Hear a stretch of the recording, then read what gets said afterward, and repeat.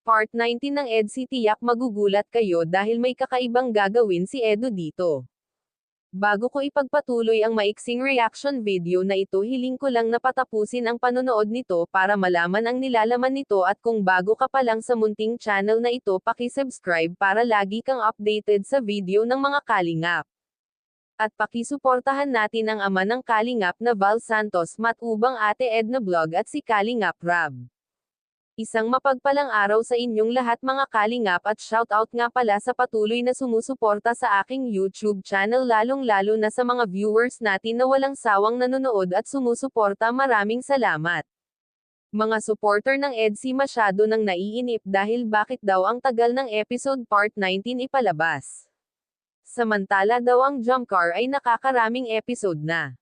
Siguro nga kasi kaya nakakarami na ang episode ng Jump Car dahil si Carla kasi ay nasa diet na, at isa pa naging abala ang lahat sa birthday party ni Reyna, at kinabukasan ay birthday na naman ni Jomar. Doon sa birthday party ni Jomar ay diretsyong ginanap ang Jump Car part 32. Pero kung mapapansin natin ay nandun din si Bianzi sa selebrasyon na iyon. Pero huwag na masyado mainip dahil ipapalabas na rin ang EDSI part 19. Ito ang ayaw ni Kalingap Rab na lagi na lang kinukumpara ang kanyang mga beneficiaries, katulad ngayon na marami na ang naiinip ng EDSI bakit ang Jump Car laging nauuna or nakakarami na. Huwag na po natin ikumpara ang EDSI sa Jump Car, marami kasi ang nagkokomento na paborito ni Kalingap Rab ang Jump Car kaysa EDSI.